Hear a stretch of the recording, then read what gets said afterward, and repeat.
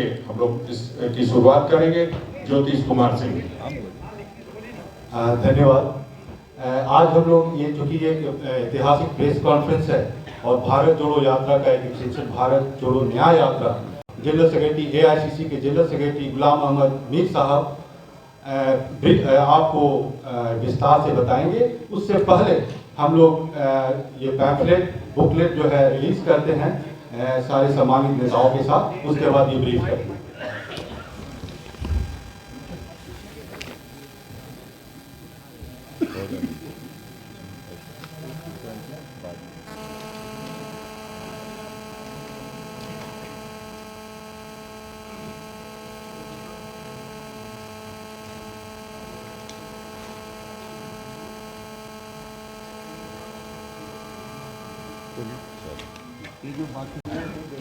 आदरणीय प्रभारी जी मीर साहब। हमारे मंच पर बैठे हुए सारे सीनियर कांग्रेस के नेतागण और मीडिया से आए हुए हमारे साथी, आप सबका खुशामदीद इस इम्पॉर्टेंट प्रेस कॉन्फ्रेंस में ये कवर करने के लिए आपका धन्यवाद। आप सब जानते हैं कि आज देश में पिछले 10 साल से एक सरकार जो बनी है वो किस तरह से हमारे देश में जो गरीब लोग हैं, नौजवान लोग हैं, युवा हैं, किसान हैं, व्यापारी हैं, जिनके लिए सरकार, जिनकी उत्थान के लिए सरकारें बनाई जाती है। हमारी जमहूरियत का तकाजा यही रहा है। हमारा कॉन्स्टिट्यूशन यही हमको फरमान देता है कि एक इलेक्टेड सरकार इन सारे दबे कुचले लोगों के लिए काम करे और उनकी बेहतरी के लिए। ये हमारे भारत में आज तक की परंपरा थी, मगर इन 10 सालों में देखा कि ये जितने भी दबे कुचले प्रायोरिटी एरियाज हैं जिनका मैंने मेंशन किया, और सबसे ज़्यादा अन्याय इसी पॉपुलेशन के साथ होता आया है। चाहे वो नौजवानों की बेरोजगारी हो जो इस वक्त पीक पर है, करोड़ों नौजवान इस देश में बेरोजगारी के उस सितम में घूम रहे हैं। वादे बड़े बड़े किए गए थे, 2-2 करोड़ रोजगार प्रति वर्ष देने का वादा किया था। और आज अगर हम देश में देखें तो हमारे पढ़े लिखे नौजवान, कम पढ़े लिखे नौजवान दर दर के ठोकरे खा रहे हैं। और इसी तरह से अगर आप महंगाई का देखें, बड़े स्लोगन दिए गए थे कि महंगाई को कम किया जाएगा और उसको लेकर देश को गुमराह किया गया था।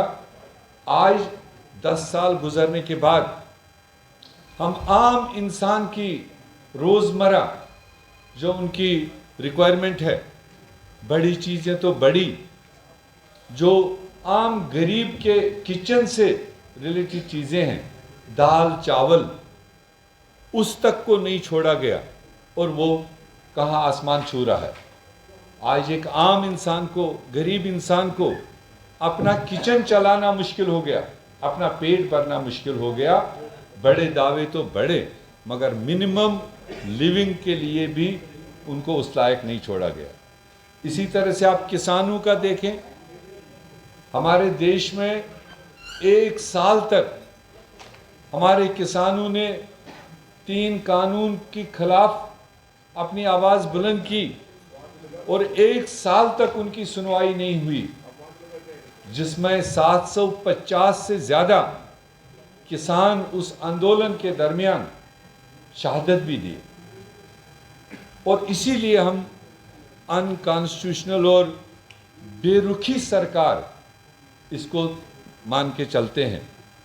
इसी तरह से आप जमहूरियत को देखें, कभी हिस्ट्री में नहीं हुआ कि आप अपने मर्जी के कानून पास करने के लिए आपको लगा कि अपोजिशन उसमें सही बात, सही करेक्शन उठा सकती है, तो आपने एक मुश्त 100-150 मेंबर पार्लियामेंट्स को सस्पेंड किया और वो अपनी मर्जी के कानून आपने पास करके देश पर लागू किए।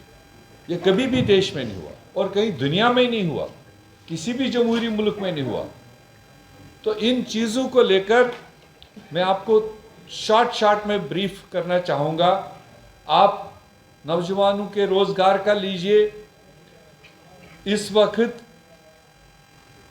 कम से कम 4 करोड़ नौजवान हमारे देश में रोज़गार के तलाश में भटक रहे हैं और दावे बड़े किए जाते हैं।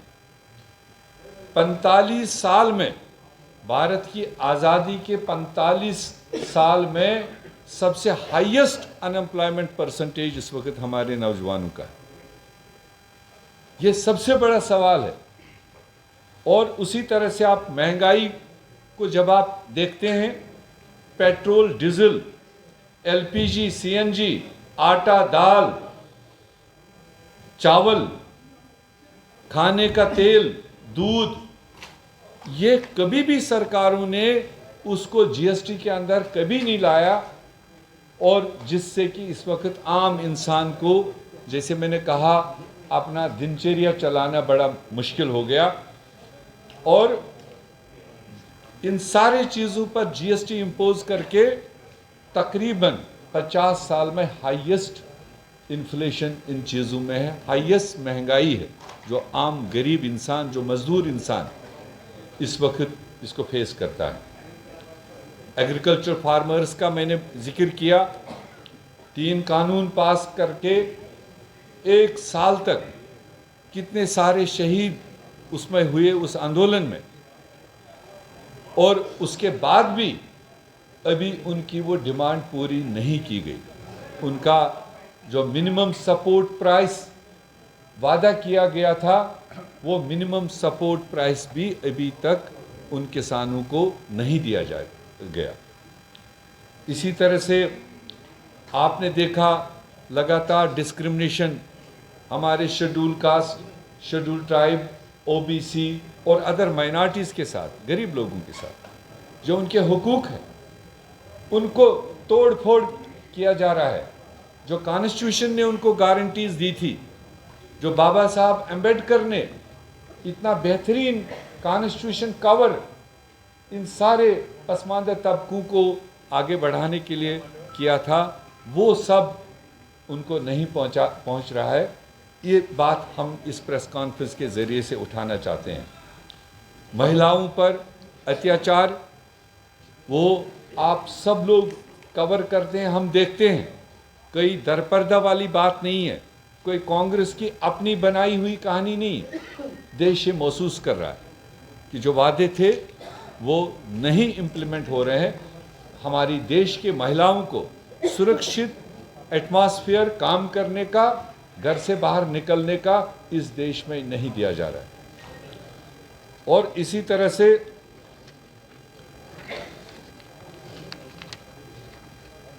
गरीबी, एक तरफ गरीब गरीबी से नीचे चला जा रहा है, और एक तरफ देश में 1% पूंजीपति, जो बड़े उद्योगपति, वो भारत के 40% संपत्ति पर इस वक्त कब्जा किए बैठे। 1% आबादी, जिसमें बड़े बड़े इंडस्ट्रियलिस्ट है जिनका नाम आप बेहतर जानते हो, 40% संपत्ति पर वो कब्जा किए हैं, और बाकी आबादी, मतलब अपने आप सोच लो कि उनको क्या मिल रहा है। इसी तरह से उसमें कितने सारे स्कैम्स इस भारत सरकार ने किस तरह से आम गरीबों की, जो टैक्स पेयर्स हैं, जो अपना पैसा देते हैं, वो खजाने में जमा होता है। वो खजाने कैसे लुटवाए गए, और मात्र अपने चुने हुए यार दोस्तों को पेट भरने के लिए। ये हम लगातार कांग्रेस पार्टी ये सवाल उठा रही कि लाखों करोड़ रुपए आप बैंकों से उनको माफ कर रहे हैं, और एक गरीब आदमी अगर उसको 1 लाख रुपए 2 लाख रुपए का ऋण होता है, तो हमने भारत में किसी भी प्रदेश में नहीं देखा कि किसी गरीब को इस तरह की सुविधा मिलती हो।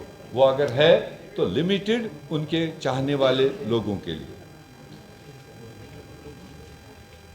इसी तरह से जैसे मैंने लोकतंत्र की हत्या बताई, आप देश में देखो, चाहे वो लेजिस्लेटिव असेंबलीज हो, चाहे वो पार्लियामेंट हो, और जो देश ने चुने हुए नुमाइंदे होते हैं वो देश की आवाज़ होते हैं, खासकर अपोजिशन।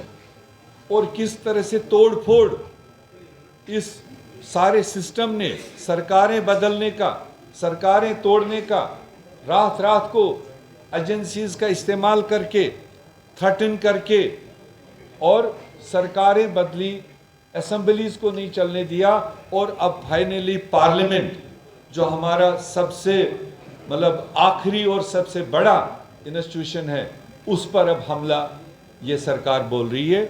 उसको भी हम यहाँ पर आपको मेंशन करना चाहता कि देश के नौजवानों की सबसे बड़ी उम्मीद, जो खासकर फॉर फ्लंग एरियाज से और गरीब फैमिली से होते थे, ज़बरदस्त मेहनत मशक्क़त करके अपने आप को फौज में, पैरामिलिट्री फोर्सेस में जा कर के अपना रोज़गार कमाते थे, और देश की सुरक्षा में एक अहम भूमिका वो परिवार, वो नौजवान करते थे। और उसको भी ब्रेक करके एक अग्निवीर स्कीम लाई, और वो अग्निवीर स्कीम सीधे एक मजाक है हमारे देश के नौजवानों के लिए कि 4 साल के लिए आप आओ और 4 साल के बाद घर जाओ, ना आप उधर के रहे ना आप इधर के रहे। वो भी एक बहुत बड़ा धोखा हमारे देश के नौजवानों के साथ में है। इसी तरह से कई सारे वादे किए गए। आप इसी देश में कई सारे एरिया ऐसे देखते हैं जहां टेररिस्ट अटैक्स हो रहे हैं, आज भी हो रहे हैं। वादे किए गए थे कि हम टेररिज्म को ख़त्म करेंगे, मगर रोज़मर्रा हम खबरें सुन रहे हैं, और ज़्यादातर उसमें जम्मू कश्मीर से। पिछले 4 साल से आवाज़ें ज़रूर बंद हैं, मगर एक्टिविटीज़ जारी हैं। राजौरी पुंछ के कहानियाँ आपने सुनी होगी, हम उसको भी मजम्मत करते हैं, और उस फ्रंट पर भी ये सरकार फेलियर है।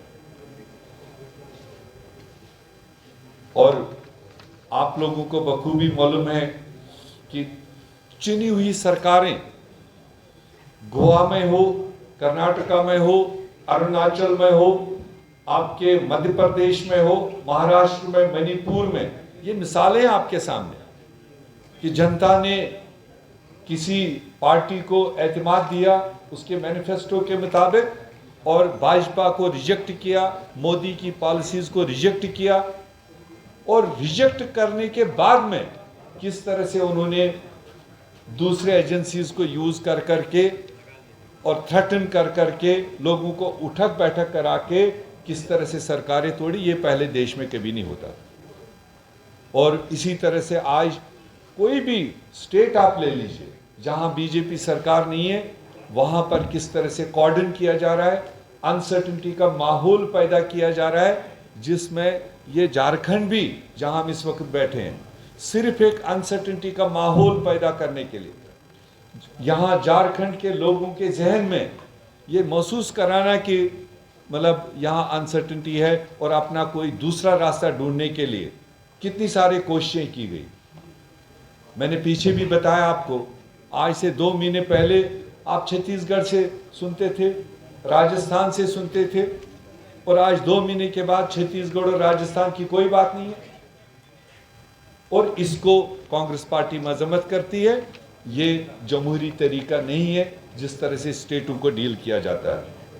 और इन्हीं चीज़ों को लेकर, इन्हीं सारी चीज़ों को देखकर कांग्रेस पार्टी ने पहले भी एक पदयात्रा चलाई राहुल गांधी जी के क़यादत में, जो कन्याकुमारी से कश्मीर तक चली और 5000 किलोमीटर पैदल यात्रा, उस वक्त देश में जो अफरा तफरी का माहौल था, जो एक डिवाइसिव, एक डिवीजन क्रिएट करने वाला माहौल इन जमातों ने, आरएसएस ने, बीजेपी ने और केंद्रीय सरकार ने पैदा किया था। और उस माहौल को, उस भाईचारे को, देश को इकट्ठा रखने के लिए राहुल गांधी जी ने जो पदयात्रा की, उससे देश में फर्क पड़ा और नफरत के बाजार में मोहब्बत की दुकान घर घर खुली और तब से देश में कुछ न कुछ फर्क उसमें आया।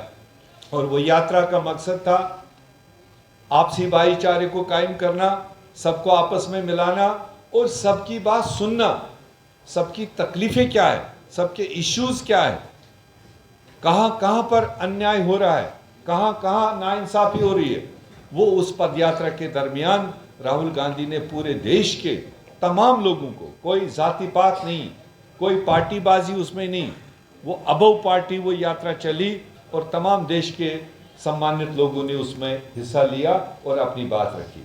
और उसी यात्रा के उस निचोड़ को देखकर आज आने वाले 14 तारीख से राहुल गांधी जी की दूसरी पदयात्रा शुरू हो रही है मणिपुर से मुंबई तक। और ये मणिपुर से मुंबई 6700 किलोमीटर की यात्रा है, करीब 66 दिन में ये कंप्लीट की जाएगी और ये 17 स्टेटों में से गुजरेगी। 100 से ज़्यादा ज़िले इसमें कवर होंगे और उस यात्रा का मकसद, इस पार्ट 2 की यात्रा का क्लियर कट मकसद, जो अन्याय जो लोगों ने, आम जनता ने राहुल जी को सुनाया और उस अन्याय को न्याय में बदलने के लिए, उनकी लड़ाई लड़ने के लिए, उनको हक दिलाने के लिए, उनको इंसाफ दिलाने के लिए ये दूसरे फेज की पदयात्रा जो 14 तारीख को शुरू होगी।